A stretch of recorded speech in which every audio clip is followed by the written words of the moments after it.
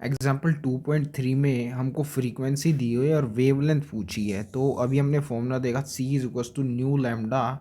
तो वहाँ से लैम्डा निकाल लीजिए सी अपॉन न्यू। सी आपको पता है 3 × 10⁸ होता है और न्यू आपको क्वेश्चन में गिवन है 13.68 × 10⁵ इसको 13.68 को ऑलमोस्ट 14 मान लीजिए। तो ये आ जाएगा 3000/14। सो इसको काटिए, 14×2 = 28। तो 200 से थोड़ा सा ऊपर आ रहा है आंसर, 219.3 है एग्जैक्टली इसका आंसर। एंड 2021 में कॉपी पेस्ट ये एग्जाम्पल आया था एंड सेम आंसर था इसका 219.3। लेकिन ये जो क्वेश्चन है इसकी डिफ़िकल्टी लाई करती है इसकी कैलकुलेशन में। 219 आंसर तक पहुंचना बहुत आसान है, जैसे मैंने आपको बताया 14 से 3000, 200 से थोड़ा ऊपर आ रहा है, इससे कट रहा है। तो 200 के आसपास आंसर तक पहुंचना बहुत आसान है। लेकिन जब ये क्वेश्चन आया था नीट 2021 में, तो दो ऑप्शंस काफ़ी सिमिलर थे, 219.2 और 219.3। बाकी दूर दूर आंसर्स ऑप्शंस थे कैलकुलेशन में, ये दोनों काफ़ी क्लोज थे। तो इन दोनों को में से एलिमिनेट करने की आपको एग्जैक्ट कैलकुलेशन करनी होगी। सो एंड मैंने इस पर एक सेपरेट वीडियो भी बनाया हुआ है, आप यूट्यूब पे सर्च कर सकते हैं पावर ऑफ एनसीईआरटी और पीछे लगा दीजिए मैड अबाउट एनसीईआरटी, तो आपको मिल जाएगा इसका एग्जैक्ट कैलकुलेशन। कितना लंबा, कितना भयंकर कैलकुलेशन है, लगभग 5-6 मिनट लग जाएंगे आपको अगर आपको सही से वो कैलकुलेशन करना है। तो जो 3 टॉपर्स हैं 2021 के, जिन्होंने 720 स्कोर किया है, उन्होंने ये क्वेश्चन बाद के लिए छोड़ा होगा, सारे क्वेश्चन करके बाद में इसकी कैलकुलेशन करी होगी, इतनी बड़ी कैलकुलेशन है इसकी। सो यूट्यूब पे जो मैंने एक वीडियो बनाई है सेपरेट इसके लिए, एक्चुअली वो कटिंग ही है 2021 के केमिस्ट्री सॉल्यूशन की। तो उसमें मैंने आपको बताया कि इसको हिंट से आप कर सकते थे, इस ऑब्जर्वेशन से, कि फ्रीक्वेंसी में जो आपको क्वेश्चन में गिवन है उसमें 3 आ रहा है, तो यहाँ पे 219.2 नहीं होगा, 3 होगा। लेकिन मैं अब उस स्टेटमेंट से यहाँ पे पीछे हट रहा हूँ, क्योंकि कितने ही एग्जांपल्स हैं एनसीईआरटी में और कितनी एक्सरसाइज क्वेश्चंस हैं जिनमें लेंदी कैलकुलेशन होगी, तो सब में ये ऐसी ऑब्जर्वेशंस आपको नहीं मिलने वाली। इसलिए ऐसी ऑब्जर्वेशन से आप नहीं ही याद रखें तो अच्छा है। ऐसे क्वेश्चंस आपको बाद के लिए छोड़ने चाहिए नीट में, सारे इजी क्वेश्चंस करने के बाद इसे लेंदी क्वेश्चंस को बाद के लिए छोड़ना चाहिए करने के लिए। नीचे आपको बताया कि ये कैरेक्टरिस्टिक वेवलेंथ होती है रेडियो वेव की। तो अभी हमने लर्न किया था ईएमडब्ल्यूज के रीजन्स फ्रीक्वेंसी की टर्म्स में। तो रेडियो वेव की हम जानते हैं 10⁶ होती है। तो जो थ्योरी में गिवन है वैसे ही आप लर्न कीजिए, फ्रीक्वेंसी की टर्म में आप लर्न कीजिए, तो उसको सी से सीयूडोलाइट से डिवाइड करके आप वेवलेंथ की टर्म्स में निकाल सकते हैं।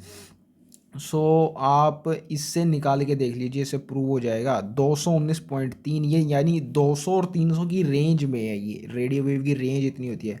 तो इजी कैलकुलेशन के लिए हम इसको 300 मान लेते हैं। तो स्पीड ऑफ लाइट से 300 को डिवाइड कीजिए, तो आपके पास फ्रीक्वेंसी आ जाएगी रेडियो वेव की 10⁶ तो ऐसे फ्रीक्वेंसी की टर्म्स में याद रखिए आप, क्योंकि थ्योरी में ऐसे ही गिवन है। वेवलेंथ आप ऑटोमेटिकली निकाल सकते हैं स्पीड ऑफ लाइट की सहायता से। एग्जाम्पल 2.4 में आपको वेवलेंथ दी हुई है, आपको फ्रीक्वेंसी की टर्म्स में उसको एक्सप्रेस करना है। तो पिछले एग्जाम्पल का जस्ट अपोजिट है ये, इसमें भी बहुत इजी कैलकुलेशन है। Using the same formula C is equal to nu lambda, यहाँ से न्यू निकाल लीजिए सी अपॉन लैम्डा। सो 400 से 750 नैनोमीटर की रेंज की वेवलेंथ को आपको फ्रीक्वेंसी की टर्म्स में एक्सप्रेस करना है। तो यहाँ से देख लीजिए 4×7 = 28, लेकिन ऊपर 30 है, तो 7 से थोड़ा सा ज़्यादा आंसर होगा, तो वही है 7.5। तो ऐसे अप्रोक्सीमेशन से आपको कैलकुलेशंस करने होते हैं नीट में। मोस्ट ऑफ द क्वेश्चन जो कैलकुलेशन बेस्ड होते हैं ऐसे अप्रोक्सीमेशन से ही हो जाते हैं। केवल कुछ एक दो डिफिकल्ट क्वेश्चन होते हैं जिनमें एग्जैक्ट कैलकुलेशन करनी होती है आपको। बाकी अप्रोक्सीमेशन से बहुत सारे major portion of questions approximation से हो जाते हैं ऐसे। सिमिलरली 750 का निकाल लीजिए, ये तो 75 300 से एग्जैक्टली 4 पे कट रहा है, तो एग्जैक्ट इसमें डिवीजन होगा। सो ये जो रेंज है फ्रीक्वेंसी के टर्म्स में, ये भी आपको याद रखनी चाहिए, क्योंकि ये सिमिलर है जो कि हमने अभी लर्न की थी वेवलेंथ की टर्म में। 400 से 750 नैनोमीटर होता है विजिबल स्पेक्ट्रम का रेंज, और 4.0 into 10 to the power 14 to 7.5 10 to the power 14 ये होता है इन टर्म्स ऑफ फ्रीक्वेंसी। इसको आप दूसरी तरीके से याद रखिए, क्योंकि हम जानते हैं, अभी अभी हमने देखा था कि विजिबल स्पेक्ट्रम का रीजन होता है 10 to the power 15 हर्ट्ज। तो उसी की टर्म्स में इसको याद रखिए यहाँ भी। 0.4 into 10 to the power 15 to 0.75 10 to the power 15 hertz ये रीजन होता है विजुअल स्पेक्ट्रम का। इसको इस टर्म्स में याद रखिए, आसान रहेगा आपको उसको और इसको दोनों को एक साथ याद रखना। एग्जाम्पल 2.5 में आपको वेव नंबर और फ्रीक्वेंसी बतानी है, और वेवलेंथ आपको गिवन है, तो वेव नंबर होता है 1 वेव लेंथ, और फ्रीक्वेंसी के लिए तो फॉर्मूला हम देख के ही आए हैं। यहाँ पे एक्चुअली ये जो प्रिंटिंग मिस्टेक की गई है एनसीईआरटी के द्वारा, इसको भी फ्रीक्वेंसी को भी वेव नंबर की तरह रिप्रेजेंट कर दिया है, न्यू से रिप्रेजेंट किया जाता है फ्रीक्वेंसी को। तो 58 100/58, सो ये इसकी कैलकुलेशन 2 से थोड़ी सी कम आ रही है। अगर 50 होता तो एग्जैक्टली 2 से कट जाता, 58 है तो 2 से थोड़ा सा कम, तो 1.7 आ रहा है, 1.72। एग्जैक्ट कैलकुलेशन की कोई ज़रूरत नहीं है। 5.1 को आप ऑलमोस्ट 6 मान लीजिए, तो 6×5 30, तो लेकिन नीचे 5.8 है, 6 नहीं है, तो ऊपर 5 से थोड़ा सा ज़्यादा होगा, तो 5.1। तो अभी तक हमने पढ़ा developments leading to the Bohr's model of atom. इसमें से दो डेवलपमेंट्स थी, dual character of electromagnetic radiation and atomic spectra. उसमें से dual character of EM radiation में से हमने पहला करेक्टर पढ़ लिया, वेव नेचर। अब बारी आती है दूसरे कैरेक्टर की, that is particle nature of EM radiation. It was given by Planck's quantum theory, and wave nature was given by EM theory of Maxwell। याद रखिए ये दोनों, इलेक्ट्रोमैग्नेटिक थ्योरी ऑफ मैक्सवेल, उसने वेव नेचर वहाँ से explain करा था, और यहाँ से प्लैंक्स क्वांटम थ्योरी से पार्टिकल नेचर एक्सप्लेन होता है। डिफ्रैक्शन और इंटरफेरेंस ये दो फिनोमेना होते हैं, ये एक्सप्लेन होते हैं wave nature of EM radiation के द्वारा। बट ये जो वेव नेचर है ये नहीं एक्सप्लेन कर सकता इन चार फिनोमेना को जो आपको नीचे दिए हुए हैं। इनके लिए आपको पार्टिकल नेचर मानना होगा ईएम रेडिएशन का, तब ये फॉर्मूला फिनोमिनास आप एक्सप्लेन कर पाएंगे। Black body radiation, photo electric effect, variation of heat capacity of solid as a function of temperature, and the last one is line spectra of atoms. तो इन चारों को डिटेल में हम आगे डिस्कस करने वाले हैं अभी। नीचे डिफ्रैक्शन और इंटरफेरेंस के बारे में थोड़ा सा आपको बताया गया है, इवन दो इनके बारे में हम डिटेल में पढ़ेंगे वेव ऑप्टिक्स क्लास 12 फिजिक्स। यहाँ सिर्फ थोड़ा सा इंट्रोडक्शन दिया गया इनके बारे में, सो देख लेते हैं क्या है। Diffraction is the bending of wave around an obstacle, and interference in the combination of two waves of same और different frequencies and whose distribution at each point in space is algebraic sum of the distribution of the point resulting from each interfering wave. So diffraction bending होती है wave की, और interference combination of two waves होता है। यहाँ से सिर्फ इतना याद रखिए, एक्चुअली ये जो मेन कंडीशन होती है इंटरफेरेंस की, it is that it should two wave should be produce from coherent source. ये मेन कंडीशन होती है, वो यहाँ पे मेंशन नहीं है। कारण बहुत ऑब्वियस है, क्योंकि यहाँ पे सिर्फ आपको इंट्रोडक्शन दिया गया, डिटेल्स नहीं दी गई इंटरफेरेंस की। सो जो मेन क्राइटेरिया होता है इंटरफेरेंस का, it is that the phase difference between two wave should be constant, and constant phase difference वाली वेव्स जो सोर्स प्रोड्यूस करता है उसको कोहेरेंट सोर्स बोलते हैं। तो ये होता है मेन बात इंटरफेरेंस की, इसको हम डिटेल में पढ़ेंगे वेव ऑप्टिक्स में। इन दोनों को अभी के लिए यहाँ इतना ही छोड़ देते हैं। these four phenomena that we have read just indicate that system can take energy only in discrete amounts. All possible energy cannot be taken up or radiated, so it is the particle nature that is illustrated by these four phenomena: the restriction of any property into discrete units, इसको बोला जाता है quantization, and ये जो discrete amount of EM radiation है इसको बोला जाता है क्वांटा। इन दोनों के बारे में हम अब आगे डिस्कस करेंगे थोड़ी देर में इसी चैप्टर के अंदर। It is noteworthy that the first explanation for the phenomena of black body radiation was given by Max Planck। तो ये तो याद रखना बहुत आसान है, क्योंकि particle nature of EM radiation was given by Max Planck by Planck's quantum theory, and this black body radiation phenomena is explained by particle nature। so ये तो ऑब्वियस है कि मैक्स प्लैंक ने ही ब्लैक बॉडी रेडिएशन के बारे में पहला explanation दिया होगा। Hot objects emit EM radiations, and हम जानते हैं इनको बोला जाता है थर्मल रेडिएशंस, पढ़ चुके हैं हम। यहाँ एक इंटरेस्टिंग फिनोमिना है, when temperature is raised shorter wavelengths are generated.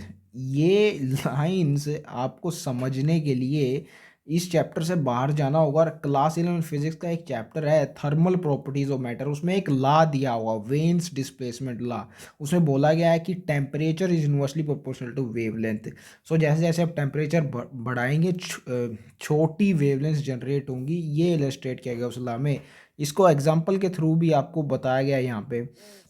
when an iron rod is heated, it first turns into dull red and eventually it becomes blue when the temperature is very high। सो ये दो चीज़ें आप याद रखें कि पहले colour क्या था और जब टेम्परेचर बहुत ज़्यादा हो गया तब कलर क्या हो गया। आपको इवेंचुअली जो बीच में चेंजेस हो रहे हैं कलर्स के वो याद रखने की ज़रूरत नहीं है, फर्स्ट वाला और लास्ट वाला याद रख लीजिए, आपको इससे काम हो जाएगा। सो इलेक्ट्रोमैग्नेटिक स्पेक्ट्रम में इंक्रीजिंग वेवलेंथ का ऑर्डर अभी अभी हमने याद करना सीखा था। उसमें विब ग्योर के अंदर सबसे पहले वॉयलेट आता है, इंडिगो देन ब्लू, एंड सबसे लास्ट में रेड आता है। तो इससे हमें पता चला कि रेड की वेवलेंथ सबसे ज़्यादा होती है। तो टेम्परेचर जब सबसे कम था तो वेवलेंथ सबसे ज़्यादा होनी चाहिए, यानी रेड कलर की। जो टेम्परेचर जब सबसे कम था तो वेवलेंथ सबसे ज़्यादा होना चाहिए रेड कलर की। जब टेम्परेचर बहुत हाई हो गया तो वेवलेंथ डिक्रीज करनी चाहिए, शॉर्टर वेवलेंथ की प्रोड्यूस होनी चाहिए।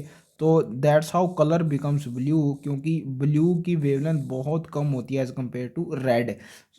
वॉयलेट, इंडिगो, ब्लू, बिल्कुल स्टार्टिंग में ही आता है blue. So that's how temperature के बढ़ाने से शॉर्टर वेवलेंथ्स की जो ईएम रेडिएशन वो प्रोड्यूस होती हैं। ये हमें जानने को मिलता है वीन्स डिस्प्लेसमेंट लॉ से। एक्चुअली ये जो कंसेप्ट हम पढ़ रहे हैं black body radiation, thermal properties of matter में इसके बारे में डिटेल में बताया गया है, इसलिए वहाँ से हमें रेफरेंस लेने पड़ रहे हैं इसको पढ़ने के लिए। एक और रेफरेंस हमें नीचे लेना पड़ेगा, ये फॉर्मूला वहीं से उसी चैप्टर से हमें लिया है, मैंने उठाया ये formula. Power radiated by an object, इसका फॉर्मूला होता है E sigma A T to the power 4। इसी के ये दो तीन लाइंस यहाँ पे दी हुई, आप समझ नहीं पाएंगे जब तक आपको ये फॉर्मूला नहीं पता होगा। Objects made of different materials kept at different temperatures emit different amount of radiations। so ये जो पावर होती है it is the rate of radiation emitted, तो ये अमाउंट को ही कॉरिस्पॉन्ड करती है। पहले आपको बोला गया कि डिफरेंट मटेरियल्स, तो यहाँ पे जो ई दिख रहा है it is emissivity. It is the property which is associated with the heat or radiation emitted by an object। जिसकी जितनी ज़्यादा एमिसिटिविटी होगी जिस मटेरियल की, वो उतनी ज़्यादा पावर रेडिएट करेगा। यहाँ पे आपको बोला है कि different materials emit different radiation. तो ये जो फैक्टर है ई, ये कोरिस्पोंड करता है इस प्रॉपर्टी के लिए कि क्यों different material different radiation emit करते हैं, एमिसिविटी की वजह से, डिफरेंट एमिसिविटी की वजह से। और ये जो डिफरेंट टेम्परेचर दिया गया है इस पे भी पावर एमिटेड डिपेंड करती है। Power emitted directly proportional to the fourth power of temperature. जिस ऑब्जेक्ट का जितना ज़्यादा टेम्परेचर होगा उतनी ज़्यादा वो पावर एमिट करेगा। तो ये दोनों चीज़ें आपको तब समझ में आती जब थर्मल प्रॉपर्टीज ऑफ मैटर से ये फॉर्मूला आपको याद होता। Also when the surface of an object is irradiated, A part of radiant energy is reflected, a part is absorbed, and a part of it is transmitted. The reason for this incomplete absorption is that ordinary objects as a rule are imperfect absorbers of radiations. So इससे एक clue भी मिलता है कि कोई perfect radiator perfect absorber भी होगा तो आइडियलिस्टिकली होता है, रियलिस्टिकली नहीं होता, उसी के बारे में आगे बताया गया है.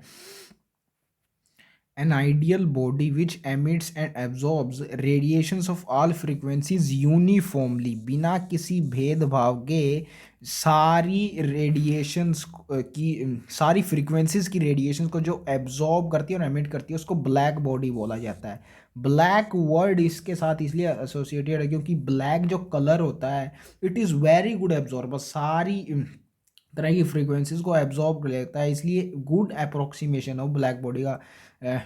इसलिए इसको ब्लैक बॉडी नाम दिया गया है, ऐसी बॉडी को ऐसी तरीके से एब्जॉर्ब करने वाले को. And the radiation emitted by such a body is called black body radiation. In practice no such body exists, as I have told you just now that such an object exist only idealistically, not realistically, not in the real world. सिर्फ ideally इसके बारे में ऐसी bodies के बारे में बात की जा सकती है.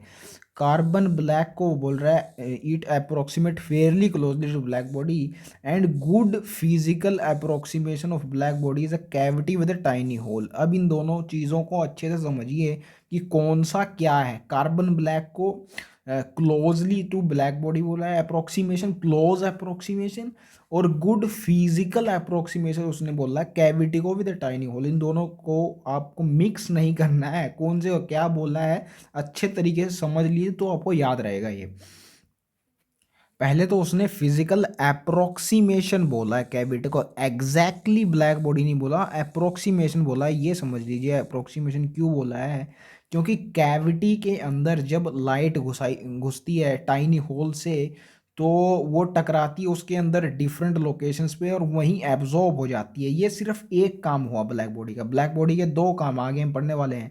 It is also a perfect radiator, energy की ईएम रेडिएशन की परफेक्ट रेडिएटर भी होती है ब्लैक बॉडी, लेकिन इसने सिर्फ एब्जॉर्प्शन का काम किया. इसके अंदर एक रे आई, इसके अंदर काफ़ी टकराई अंदर काफ़ी बार और इसके अंदर ही एब्जॉर्ब हो गई. एक ही काम हुआ है ब्लैक बॉडी का, दूसरा नहीं हुआ, इसलिए इसको अप्रोक्सीमेटली बोला गया है ब्लैक बॉडी का. Approximately good physical approximation black body का cavity with a tiny hole. अब कार्बन ब्लैक के बारे में जानिए. सी से कार्बन, सी से केमिकल. इसको ऐसे समझिए कि लिखा नहीं है यहाँ पे लेकिन इंडिकेशन वही है कि ये कार्बन ब्लैक केमिकल अप्रोक्सीमेशन होता है ब्लैक बॉडी का. ऐसा क्यों? क्योंकि carbon black is like charcoal, और चारकोल को जब सॉल्यूशंस में डाला जाता है कलर्ड सॉल्यूशंस में तो उसमें से जितने भी इम्प्योरिटीज़ होती हैं कलर्ड इम्प्योरिटीज उनको एब्जॉर्ब कर लेता है अपने सरफेस पे. तो दैट्स वाई केमिकल अप्रोक्सीमेशन हुआ ये ब्लैक बॉडी का, कार्बन ब्लैक या चारकोल. तो कार्बन ब्लैक हुआ केमिकल अप्रोक्सीमेशन और cavity with tiny hole is physical approximation. इन दोनों को अलग से याद रखिए, मिक्स मत करिएगा. आगे आपको बताया गया कि black body is also a perfect radiator. हम बात करी ही थी इसके बारे में हमने अभी, ऑफ रेडिएंट एनर्जी. ये आगे इंपॉर्टेंट लाइन है ब्लैक बॉडी के बारे में, मोस्ट इंपॉर्टेंट लाइन इसको बोल सकते हैं आप. Further more A black body is in thermal equilibrium. This word with its surrounding it radiates same. इसका मतलब है आगे थर्मल इक्विलिब्रियम का मतलब समझाया गया है. It radiates same amount of energy per unit area as it absorb from its surrounding in any given time. ये जो एनर्जीज है, amount of energy radiated per unit area per unit time, इसको बोला जाता है इंटेंसिटी. सो thermal equilibrium का मतलब आपको समझ आया कि it radiates same amount of energy at is absorb from surrounding, and इसलिए इसको बोला जाता है perfect radiator and perfect emitter.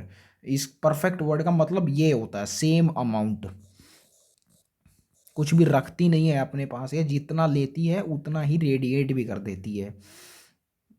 Amount of light emitted, इसको इंटेंसिटी बोला, from a black body and its spectral distribution depends only on its temperature.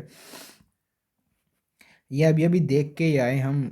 Amount of light emitted, it is power and its spectral distribution depends only on temperature. So power is directly proportional temperature to the power 4, ये वो point बोल रहा है। And spectral distribution यानी wavelength, both of this depends on temperature. Wavelength is inversely proportional to temperature and power यानी amount of light यानी intensity the emitted is proportional to fourth power of temperature. So both of things हमने पढ़ लिए ये। At a given temperature intensity of radiation emitted increases with wavelength, reaches a maximum and then starts decreasing। इसके बारे में नीचे एक graph दिया गया है, इंटेंसिटी वर्सेस वेवलेंथ का graph at a constant temperature.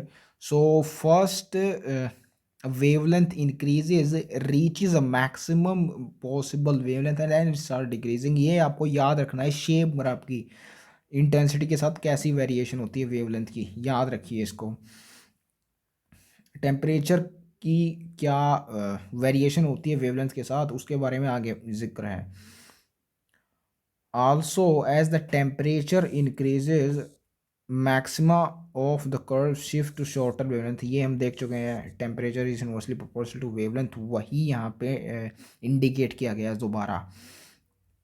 सो ये ग्राफ डेफिनेटली आप याद रखिए, शेप इस ग्राफ की थ्योरी में गिवन है, इसलिए आपको छप जानी चाहिए माइंड में ये कि first it increases wavelength with intensity, reaches maximum then start decreasing. Theory में गिवन है इसलिए आपको याद रहना चाहिए डेफिनेटली। टेम्परेचर का वेरिएशन भी देख लीजिए, यहाँ पे टेम्परेचर T2 ज़्यादा है और T1 कम है, तो देख सकते हैं आप T2 के कोरिस्पोंडिंग जो वेवलेंथ है यहाँ की वो, क्योंकि T2 टेम्परेचर ज़्यादा तो वेवलेंथ कम है, T1 टेम्परेचर कम है तो उसके कोरिस्पोंडिंग वेवलेंथ ज़्यादा है। तो यहाँ से इलस्ट्रेट हो रहा है कि temperature is inversely proportional to wavelength, Wien's displacement law. ये नीचे ब्लैक बॉडी का फिजिकल अप्रोक्सीमेशन आपको दिया गया था, ये डायग्राम आ जाए तो याद रखिए।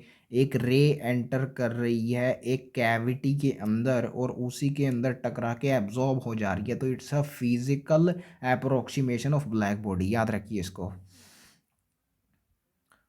Results of the above experiment could not be explained on the basis of wave theory। तो ऊपर तो हमने भर भर के पढ़ा है ब्लैक बॉडी रेडिएशन के बारे में, तो of course it was explained by particle nature only. Max Planck ये थे प्लैंक्स क्वांटम थ्योरी देने वाले।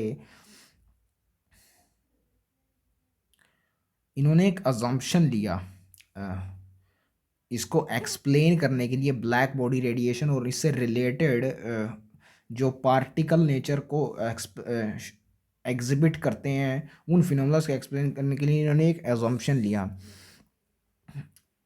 Absorption and emission of radiation arises from oscillators, that is atoms in the wall of the black body। So black body की wall में, surface में, of course wall surface ही होती है किसी भी ऑब्जेक्ट की, उसमें एटम्स को उसने ओसिलेटर्स की तरह माना कि वो ओसिलेटर्स होते हैं। Their frequency of oscillations, atoms की frequency of oscillation is change by the interaction with oscillators of EM radiations. So EM radiation की कुछ फ्रीक्वेंसी होगी उनकी ओसिलेशन करने की, वो जब टकराएगी in the wall of the black body यानी atoms of the black body, oscillators of the black body, तो उन ओसिलेटर्स की फ्रीक्वेंसी चेंज कर देगी। इसी से इंटरेक्शन होगा ईएम रेडिएशन का ब्लैक बॉडी के साथ, तो ऐसे ट्रांसफर ऑफ एनर्जी होगा। He assumed that radiation can be subdivided into discrete chunks of energy and suggested that atoms or molecules could emit or absorb energy only in these discrete quantities and gave the name to the smallest of such amount of energy or quantity of energy as quantum। So जिस quantum name was given by Planck's quantum theory, ऐसे याद तो रखना आसानी है। Energy that can be emitted reverse in the form of electromagnetic radiation. तो ये smallest quantity, इसका नाम दिया गया quantum. Energy is proportional to frequency, E is equal to H. ये फॉर्मूला तो हम बचपन से पढ़ते ही आए हैं। ई इस ये ऐसे है कि E is directly proportional to nu, and जब प्रोपोर्शनलिटी कॉन्स्टेंट आप इंट्रोड्यूस करेंगे प्रोपोर्शनलिटी हटा के तो एच आ जाएगा, and it is Planck's constant. इसकी वैल्यू आप याद रखिए, हमेशा यूज़ में आती है, 6.6 × 10⁻34 जूल सेकेंड। एक्चुअली इसका यूज़ भी करते हैं हम एक कांस्टेंट की तरह यूज़ करते हैं इसको, एक यूनिट को डिफाइन करने में। Some basic concept of chemistry में समझ आए हम। मैंने आपको बताया हुआ है कि प्लैंक्स कांस्टेंट का इस्तेमाल करते हैं हम मास की यूनिट, ऐसा यूनिट केजी को डिफाइन करने के लिए। रिसेंटली ही ये प्रपोजल पास किया गया कि जो ओल्ड फैशन से चलता आ रहा था मास का स्टैंडर्ड, उसको चेंज किया जाएगा प्लैंक्स कांस्टेंट से। तो बेसिक कंसेप्ट में हम डिटेल में पढ़ चुके हैं इन सातों बेसिक यूनिट्स के बारे में। ये जो पैराग्राफ दिया गया है मैक्स प्लैंक के बारे में, इसको छोड़ सकते हैं आप, इस ग्रीन बॉक्स को। इसमें ऐसा नीट में आने लायक मुझे कुछ मिला नहीं है कंटेंट।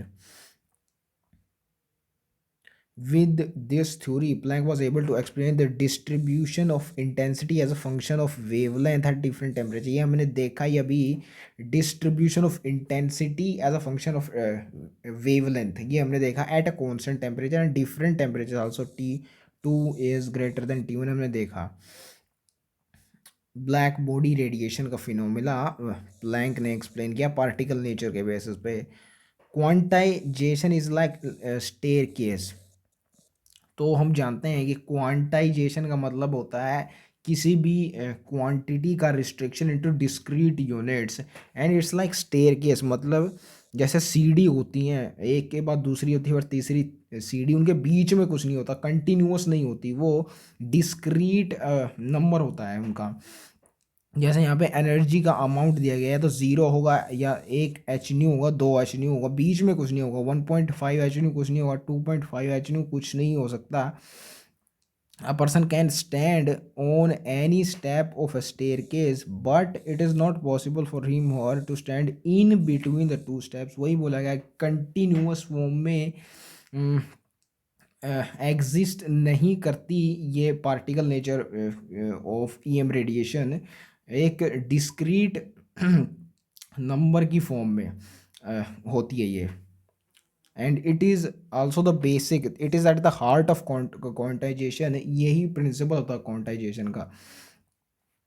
तो अभी तक हम दो फिनोमिना देख चुके हैं on the basis of particle nature of EM radiation. पहला है ब्लैक बॉडी रेडिएशन और दूसरा है variation of heat capacity of solid as a function of temperature. तो आपको ऐसा लग सकता है कि दूसरा कहाँ पढ़ा हमने, हमने पढ़ लिया कि power is directly proportional to the fourth power of temperature, power emitted. So ये हीट कंटेंट ही तो होगा यार एक ऑब्जेक्ट का, जब उसमें ज़्यादा हीट होगी तभी तो वो ज़्यादा एमिट कर पाएगा ना। तो ऐसे हमने पढ़ लिया, ये हीट कंटेंट को ऑलरेडी पढ़ लिया है। तो तीसरा अब उसके बाद आ जाता है photo electric effect.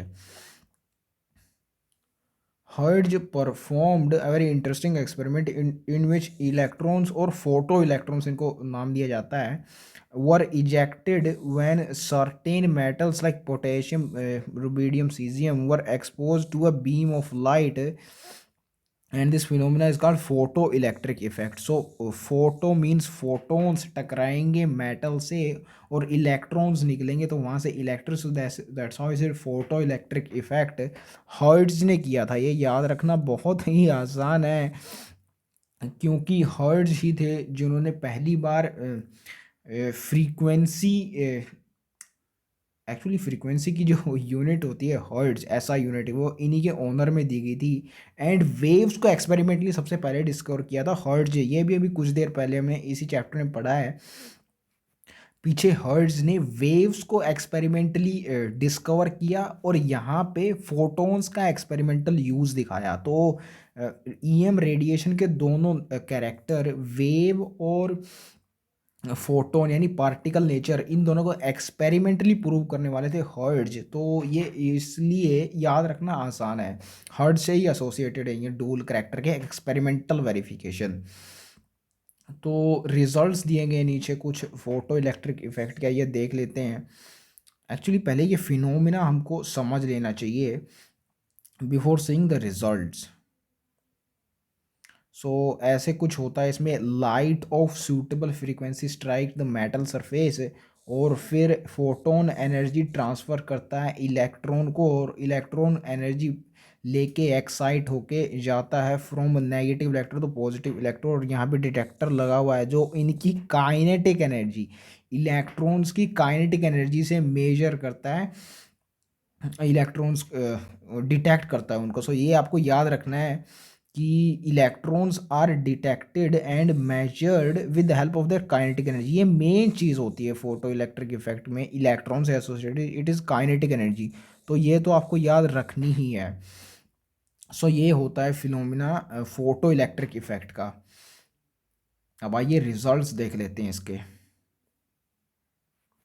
There is no time lag between the striking of the light beam and the ejection of electrons from the metal surface. So instantaneously होता है ये photo electric effect of phenomena.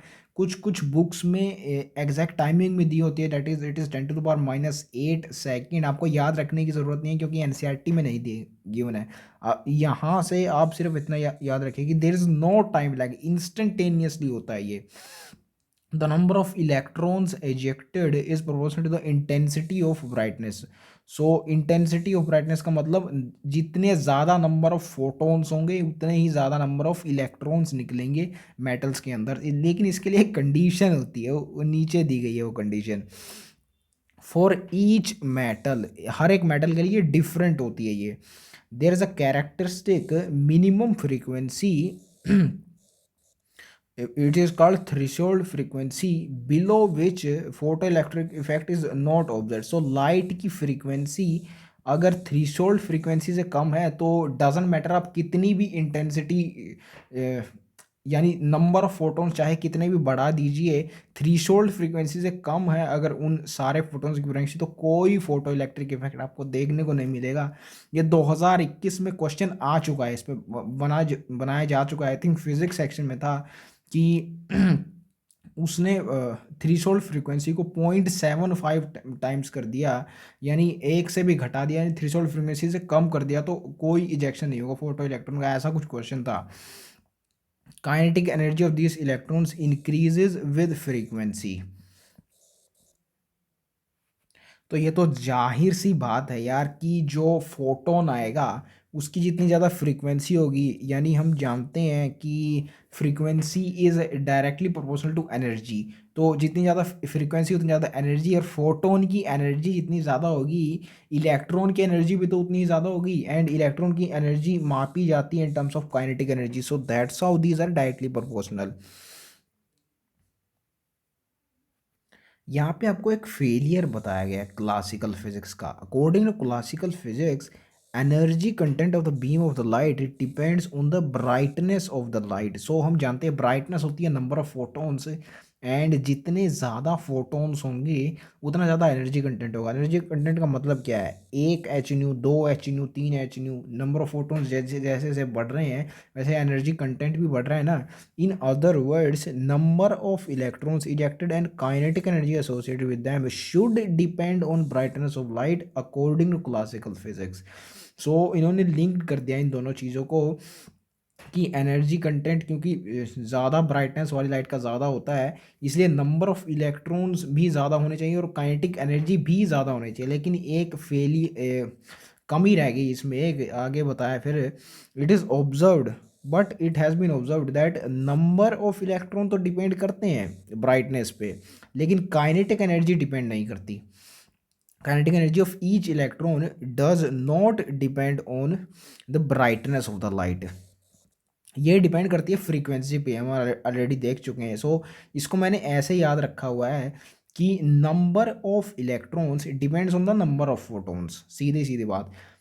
Intensity यानी brightness, number of electrons ejected depends on the number of photons, and the kinetic energy of each electrons depends on the frequency. तो इसको मैंने ऐसे याद रखा हुआ है कि क्वांटिटी नंबर ऑफ इलेक्ट्रॉन्स उनकी डिपेंड करती है quantity of photons, and kinetic energy of each electron depend on the quality of photon. एक एक फोटोन की क्वालिटी क्या है, उसमें फ्रीक्वेंसी किसकी ज़्यादा है, क्वालिटी ऑफ फोटोन पे डिपेंड करती है काइनेटिक एनर्जी।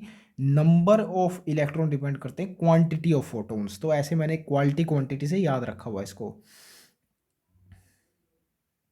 इसको एक एग्जाम्पल के थ्रू इलिस्ट्रेट किया गया है आपके सामने कि थ्रेशोल्ड फ्रीक्वेंसी से अगर कम हुई फोटोन की फ्रीक्वेंसी तो फोटो इलेक्ट्रिक इफेक्ट नहीं होगा।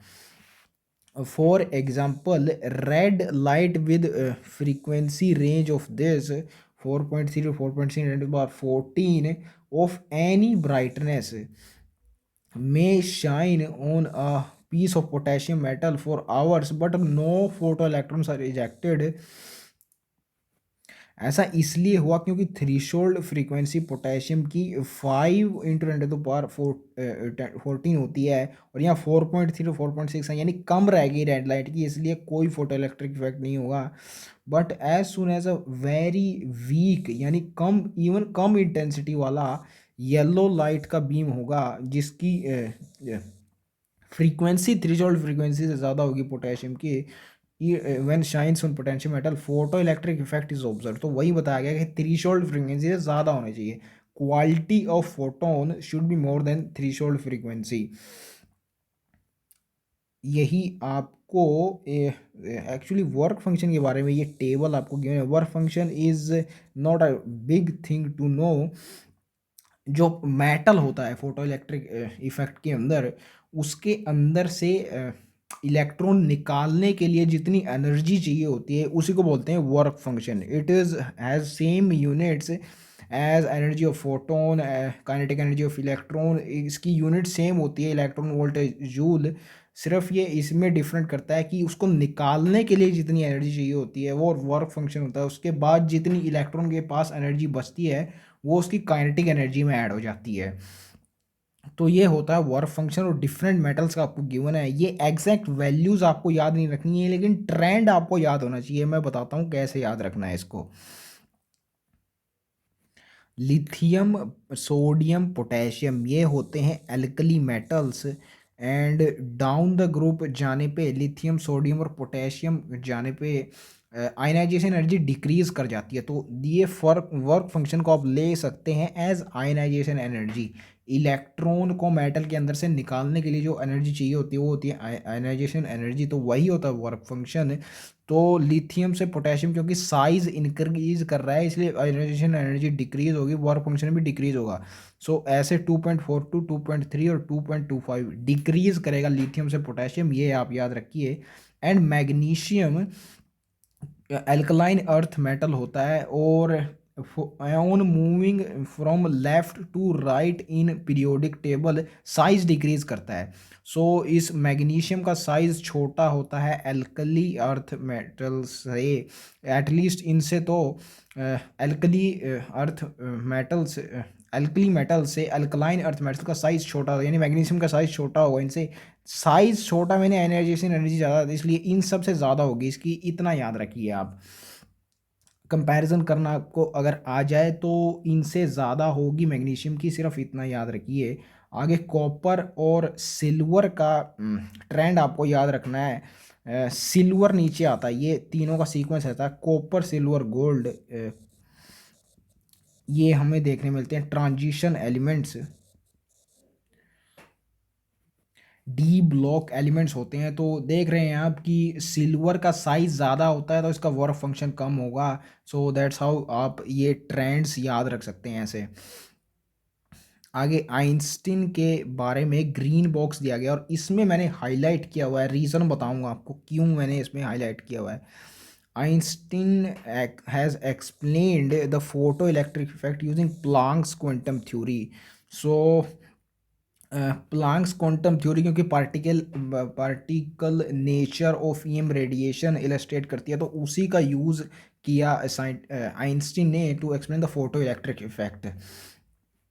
एक्चुअली बोहर ने भी यूज़ किया था प्लैंक्स क्वांटम थ्योरी का to explain the atomic spectra. So क्योंकि ये Planck's quantum theory particle nature से एसोसिएटेड है, तो जितने भी फिनोमिनाज एक्सप्लेन हो सकते हैं इससे दूसरे साइंटिस्ट ने इनका यूज़ किया प्लैंक्स क्वांटम थ्योरी का उनको एक्सप्लेन करने के लिए। आइंस्टीन ने फोटो इलेक्ट्रिक इफेक्ट को एक्सप्लेन करने के लिए, बोहर ने एटमिक स्पेक्ट्रा को एक्सप्लेन करने के लिए प्लैंक्स क्वांटम थ्योरी का यूज़ किया, याद रखिए। Albert Einstein has released his three popular papers, research papers on special theory of relativity, Brownian motion and photoelectric effect। तो इनमें से दो जो हैं, ब्राउनियन मोशन हम सरफेस केमिस्ट्री में पढ़ते हैं, class 12 chemistry, and photo electric effect तो यहाँ भी पढ़ रहे हैं और फिजिक्स में भी पढ़ते हैं, तो ये दो हम पढ़ते हैं। तीसरा क्योंकि पॉपुलर है बहुत, एल्बर्ट आइंस्टीन के नाम से, स्पेशल थ्योरी ऑफ रिलेटिविटी, इसलिए मैंने इसको मार्क कर दिया। सो ये तीनों याद रखिए आप एल्बर्ट आइंस्टीन के बारे में। डेफिनेटली ये पूछे पूछे जा सकती हैं, लिंक्ड हैं ये सिलेबस के अंदर, इनमें से मेजरली हैं। एंड एक बहुत पॉपुलर साइंटिस्ट आइंस्टीन के नाम से, तो इसलिए आप याद रखिए इनको। बाकी कुछ नहीं है इसमें ऐसा जो नीट में आने लायक है, डेफिनेटली स्किप कर सकते हैं आप बाकी सब। When a photon of sufficient energy means sufficient frequency, because energy is directly proportional to frequency, it is threshold frequency, strikes an electron in the atom of the metal, it transfers its energy instantaneously to the electron. That word, instantaneously, no time lag. During the collision an electron is ejected without any time lag। दोनों चीज़ें यहाँ पे use कर ली।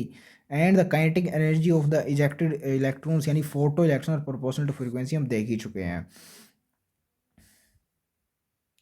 Minimum energy required to eject electron out of the metal surface, इसको बोला जाता है work function, देख चुके हैं हम इसको।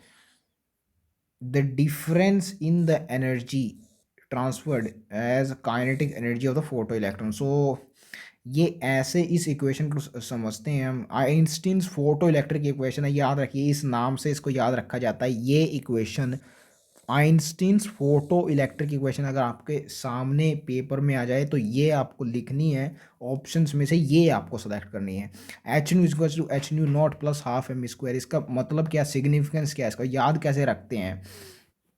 यहाँ पे h nu is the energy of photon and it is distributed in two ways. पहले तो सरफेस ऑफ मेटल से इलेक्ट्रॉन को निकालने के लिए जो एनर्जी चाहिए वर्क फंक्शन में, और दूसरा उसके बाद जितनी एनर्जी बची वो जाती है काइनेटिक एनर्जी ऑफ इलेक्ट्रॉन के पास। So in two ways energy of the photon is utilize, तो ऐसे ये इक्वेशन बनी।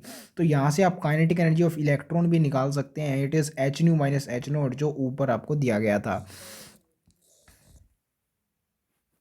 And of course, the Einstein's photoelectric equation follows from the conservation of energy principle। ये ज़रूर याद रखिए, शायद एक क्वेश्चन बन जाए इस पे। देखिए रहा हमको कैसे कंजर्व हो रही है यहाँ पे energy. Lastly, a more intense beam of light means more brightness consists of a large number of photons. Consequently, the number of electrons ejected will also be larger। तो देख ही चुके हैं ये, बार बार देख चुके हैं ये कंसेप्ट हम। तो यहाँ पे ख़त्म होता है photo electric effect, dual behaviour of ईम रेडिएशन। अब इसके बारे में कंक्लूजन मिलेगा हमको कि ये जो पार्टिकल और वेव की डिलेमा है ये कैसे सॉल्व करी साइंटिस्ट ने, उसका कंक्लूजन मिलने जा रहा है अब हमें। सो उस टाइम पे साइंटिस्ट के सामने ये डिलेमा थी कि कुछ एक्सपेरिमेंट प्रूव कर रहे हैं wave nature of electromagnetic radiation, and कुछ में उसका पार्टिकल नेचर प्रूव हो रहा है। तो कन्फ्यूजन थी ये साइंटिस्ट के सामने कि एग्जैक्टली नेचर क्या होता है ईएम रेडिएशन का। तो the only way to resolve this dilemma was to accept the idea that light or EM radiation it possesses both particle and wave like properties। अब that is it has dual behavior। अब किस किस time पे कौन सा nature या character exhibit करती है लाइट या ईम रेडिएशन, ये देखना इंटरेस्टिंग रहेगा और इम्पोर्टेंट है, ये याद रखना। whenever radiation EM radiation reacts with matter it displays particle like property, हम देख चुके हैं कि ब्लैक बॉडी रेडिएशन फिनोमेना हमने देखा था कि ओसिलेटर की तरह, एटम्स की तरह, यानी पार्टिकल की तरह जब एक्ट करती है रेडिएशन, तो पार्टिकल लाइक प्रॉपर्टी एग्जिबिट करती है, यानी ब्लैक बॉडी रेडिएशन जैसे फिनोमेना एग्जिबिट करती है। तो when it interact with matter, radiation का जो ओसिलेटर है, when it interacts with the surface of a black body, यानी पार्टिकल मैटर के साथ interaction, then it exhibits particle like properties, and when it propagates it exhibits wave like properties. Propagation के अंदर जब actually वो propagate कर रही है, एक्चुअली उसको दूसरा एक नाम भी दिया जा सकता है। सो ईएम रेडिएशन जब ट्रैवल करती है, that's the word I was stucking eight.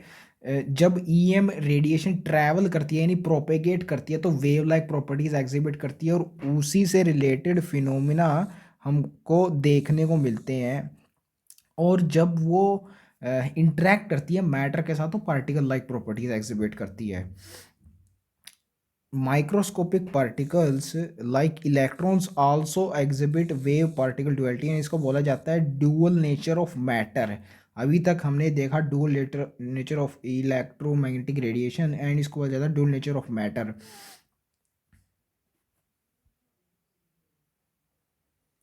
Example 2.6, I think this page is done, सब कुछ कर लिया इस पे हमने। एग्जाम्पल 2.6 में energy of 1 mole of photon आपसे पूछिए और फ्रीक्वेंसी दी हुई। इस फ्रीक्वेंसी से आप एक फोटोन की एनर्जी निकाल लीजिए, उसको एवोगैड्रो नंबर से मल्टीप्लाई कीजिए, तो 1 मोल फोटोन्स की आपके पास एनर्जी आ जाएगी। E is equal to h nu, 6×5 30, लेकिन ये 6.6 है तो 30 से थोड़ा सा ऊपर, 6×5 30 एक और, सो 3.3 हो जाएगा। एग्जैक्टली आ रहा है ये तो कैलकुलेशन, 6×30 और 0.6 × 5 इज 3, सो 3.3 आ रहा है ये। इसका जो पावर है वो एडजस्ट कर लीजिएगा आप। एनर्जी ऑफ 1 मोल निकालने के लिए आपको एवोगैड्रो नंबर से मल्टीप्लाई करना होगा, 6×10⁻⁻23 ऐसे याद किया हुआ मैंने इसको। सो अगेन इसको भी करना आसान है। 6×3 = 18, लेकिन ये 3.3 है तो उससे थोड़ा सा ज़्यादा होगा, 1.8 और ऐड हो जाएगा 0.3 × 6, सो 18 प्लस 1.8 तो 19.9 के आसपास, 20 के आसपास, तो ये आंसर होगा इसका। 2.7 100 watt bulb emits monochromatic light of wavelength this much and number of photons आपको बताने, तो ये एग्जैक्टली ऐसा ही क्वेश्चन, आपको पावर दी हुई है और वेवलेंथ दी हुई है, 2021 में आया हुआ है, I think in the physics section. So इसमें करना कुछ नहीं होता, आपको पावर का फॉर्मूला पता है। Power is energy, total energy n times the energy of 1 photon is total energy divide by time, ये होती है पावर। पर सेकंड इसमें पूछा है तो टाइम को भूल जाइए आप। Put t is equal to 1 second, तो यहाँ से पावर बचा n times energy of 1 photon. So n is number of photons, तो यहाँ से n नंबर ऑफ फोटोन्स हो गए, power divide by energy of 1 photon. अब एनर्जी ऑफ 1 फोटोन अगर आपको निकालनी है और आपको वेवलेंथ गिवन है, तो अगर आपको इलेक्ट्रॉन वोल्ट के अंदर एनर्जी निकालनी है, तो उसके लिए एक स्ट्रेट फॉरवर्ड ट्रिक से फॉर्मूला है, इतनी बड़ी कैलकुलेशन करने की ज़रूरत नहीं है उसके लिए। आपको यहाँ से देखिए 1240 divide by wavelength in nanometer, तो आपके पास जो एनर्जी आ जाती है वो इलेक्ट्रॉन वोल्ट के अंदर आ जाती है, ये याद रखिए आप। कैलकुलेशन, इजी कैलकुलेशन के लिए ज़रूरत होती है आपको ऐसे जल्दी से कैलकुलेशन करने की पेपर के अंदर, तो बहुत ज़्यादा टाइम नहीं होता कैलकुलेशन में वेस्ट करने के लिए, इसलिए ऐसे ट्रिकी कैलकुलेशंस के लिए आपको याद रखनी चाहिए ये।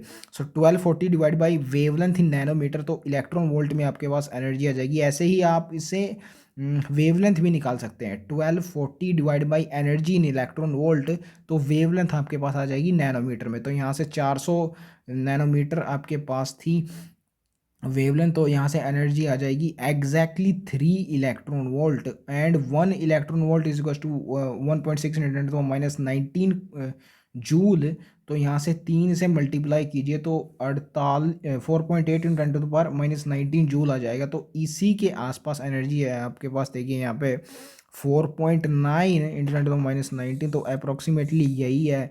तो ये मेथड आप यूज़ कर सकते हैं ऐसे क्वेश्चन में जहाँ पे वेवलेंथ नैनोमीटर में दी गई है और एनर्जी आपको रिक्वायर्ड है इलेक्ट्रॉन वोल्ट में। तो यहाँ से नंबर ऑफ फोटोन निकालिए, आसान है। पावर आपको गिवन है 100 वोट, उसको इस एनर्जी ऑफ 1 फोटोन से डिवाइड कर दिए तो नंबर ऑफ फोटोन आपके पास आ जाएंगे 2 × 10⁻20। सो नीचे 4.9, इसका ऑलमोस्ट 5 मान लीजिए, ऊपर 10 है, 5 दूनी 10, तो वही है 2 के आसपास आंसर है आपका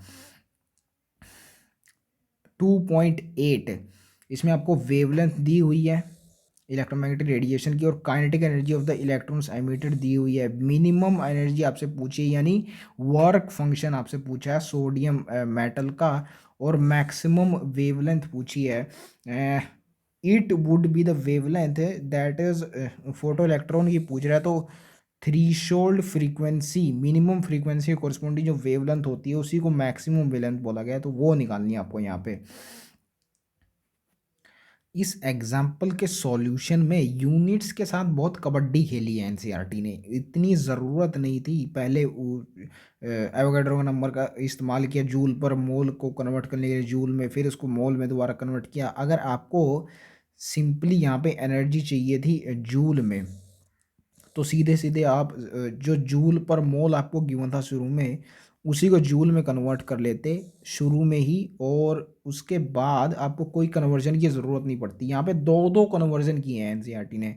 सो देख लेते हैं कैसे हुआ है। सो 300 नैनोमीटर का फोटोन आपको दिया होगा, इसके कोरिस्पोंडिंग एनर्जी निकाल लीजिए hc/λ से। यहाँ पे जूल में निकालनी है, इसलिए आप ये फॉर्मूला यूज़ कर लीजिए। इलेक्ट्रॉन वोल्ट में निकालनी है तो उसके लिए मैंने आपको ऑलरेडी बता दिया है। तो 3618 और नीचे आपको गिवन है 3 है, सो 3 से 18, सो 6.6 के आसपास आंसर आ रहा है। एक्चुअली 3 से 3 यहाँ से गया तो 6.6, तो यहाँ से बच ही गया।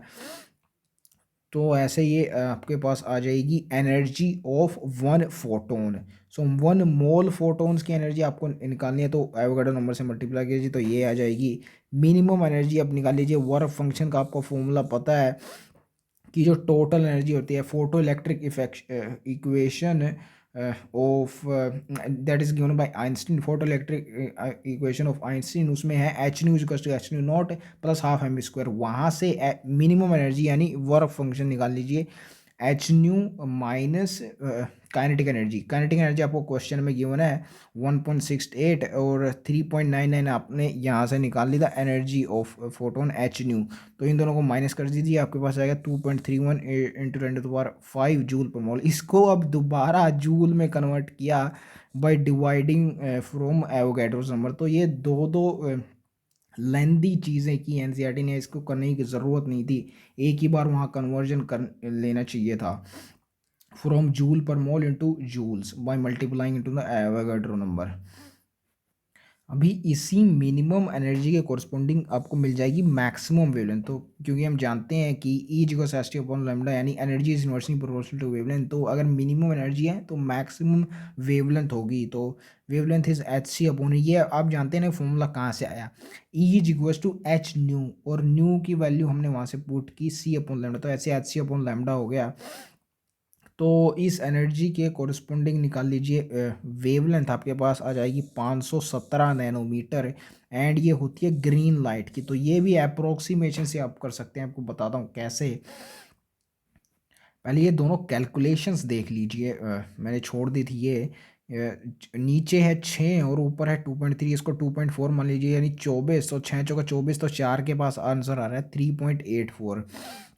और नीचे वाला देखिए 6.6 × 3 इज अराउंड 20, एंड नीचे 3.8 इसका ऑलमोस्ट 4 मान लीजिए, तो 4×5 = 20, सो वही आ रहा है 517, यानी 5.717 के आसपास आंसर। तो अब देखिए कि ग्रीन लाइट की कोरिस्पोंडिंग कैसे है ये वेवलेंथ। हम जानते हैं in the electro EM spectrum कि वी वॉयलेट से स्टार्ट होता है विजिबल स्पेक्ट्रम और रेड पे एंड होता है, उनके बीच में जो एवरेज होता है इट इज़ ग्रीन, उन दोनों का जो एवरेज होगा, VIB, उसके बाद G आता है, उसके बाद YOR आता है, यानी बीच में होता है इन सात के ग्रीन, एवरेज होता है। तो 400 से 750 का एवरेज लीजिए, इन दोनों का, इन दोनों को एक्सट्रीम्स को जोड़िए और हाफ से डिवाइड कीजिए, ये आपको एवरेज आ जाएगा, एवरेज आएगा 500 के आसपास।